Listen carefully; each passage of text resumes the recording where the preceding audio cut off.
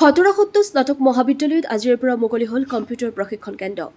ঐতিহাসিক খটৰা প্ৰাংগণত স্থাপিত খটৰা স্নাতক মহাবিদ্যালয়ৰ উদ্যোগত আজিৰ পৰা মুকলি হ'ল পটেনচিয়েল কম্পিউটাৰ প্ৰশিক্ষণ কেন্দ্ৰ। খটৰা পৰিচালনা সমিতিৰ সভাপতি কোষেশ্বৰ বৈশ্যই বন্তি প্ৰজ্বলন কৰাৰ পিছতেই পটেনচিয়েল কম্পিউটাৰ কেন্দ্ৰৰ মুকলি কৰে অসম দক্ষতা বিকাশ বিশ্ববিদ্যালয়ৰ উপ আঁচনি পৰিচালক হিমালয় শৰ্মাই। খটৰা স্নাতক মহাবিদ্যালয়ৰ সম্পাদক মিলন কলিতাই আধৰা আৰু কবি সাহিত্যিক অখিল ৰঞ্জন ভট্টই সঞ্চালনা কৰা মুকলি সভাত খটৰা পৰিচালনা সমিতিৰ মুখ্য উপদেষ্টা যাদৱ চন্দ্ৰ মহন্ত, মঙলদৈ মহাবিদ্যালয়ৰ অৱসৰপ্ৰাপ্ত অধ্যাপক পৰেশ কুমাৰ শৰ্মা, ৰাধা গোবিন্দ মহাবিদ্যালয়ৰ অৱসৰপ্ৰাপ্ত উপাধ্যক্ষ ডক্টৰ জ্ঞানজ্যোতি শৰ্মা সহ ভালেমান বিশিষ্ট ব্যক্তিয়ে অংশগ্ৰহণ কৰি কম্পিউটাৰ শিক্ষাৰ প্ৰয়োজনীয়তা সম্পৰ্কে বক্তব্য প্ৰদান কৰে।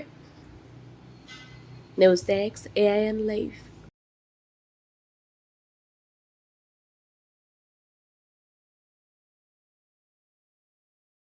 খটৰা তথা খটৰা স্নাতক মহাবিদ্যালয়ৰ উদ্যোগত আজি এটি কম্পিউটাৰ চেণ্টাৰৰ শুভাৰম্ভ কৰা হয়।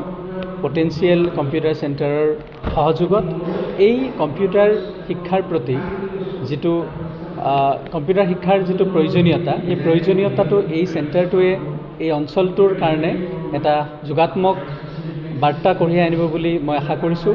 আৰু লগতে এই কম্পিউটাৰ চেণ্টাৰটোৰ জৰিয়তে ওচৰ পাজৰৰ যিখিনি শিক্ষাৰ্থী আছে সেই শিক্ষাৰ্থীখিনি যথেষ্ট লাভান্বিত হ'ব। খটৰা এখন ঐতিহ্যমণ্ডিত সত্ৰ হয় আৰু আমাৰ দৰঙৰ স্বাভিমান হয়। এই দৰঙৰ স্বাভিমান খটৰা উদ্যোগত এই যি মহৎ প্ৰচেষ্টা, এই মহৎ প্ৰচেষ্টাই আমাৰ কণমানি ল'ৰা ছোৱালীসকল লগতে আমাৰ যিখিনি বয়োজ্যেষ্ঠ লোকো আছে, যিখিনিয়ে কম্পিউটাৰ শিকিব পাৰে, তেওঁলোকৰ কাৰণে এটি জ্ঞানৰ ৰাস্তা মুকলি হ'ব বুলি মই আশা কৰোঁ।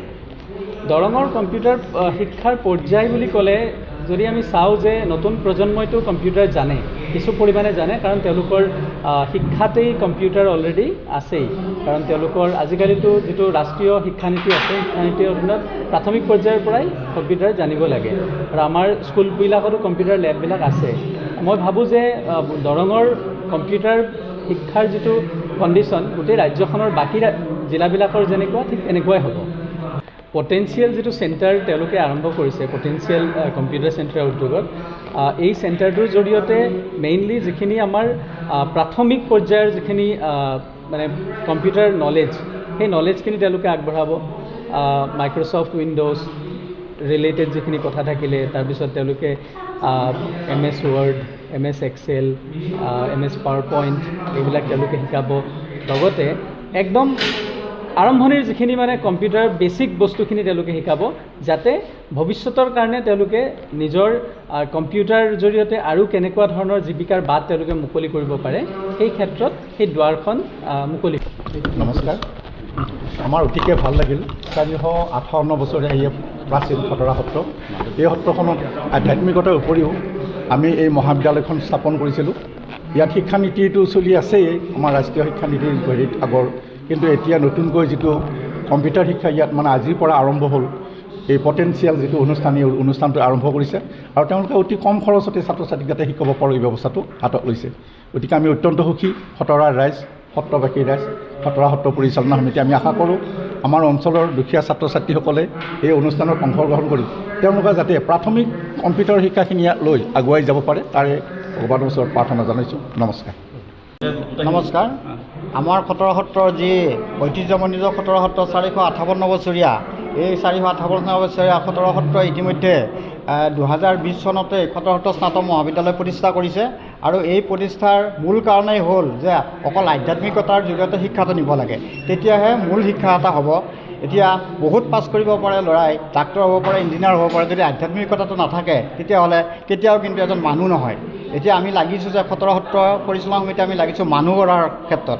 গতিকে এই ক্ষেত্ৰত আমি পোনপ্ৰথমে আমি খটৰা স্নাতক মহাবিদ্যালয় হিচাপে প্ৰতিষ্ঠা কৰিছোঁ যদিও ইয়াতে যি দক্ষতা বিকাশ কেন্দ্ৰ, এই দক্ষতা বিকাশ কেন্দ্ৰৰ বিভিন্ন ধৰণৰ আমি ইয়াত সৰু সৰু আঁচনি আমি ইয়াত অন্তৰ্ভুক্ত কৰিম হওক। আৰু সেই লৈ আমি প্ৰথম অৱস্থাত আমি কম্পিউটাৰটো লৈছোঁ, যাৰ জৰিয়তে ল'ৰা ছোৱালীয়ে ভাত খাব পাৰিব।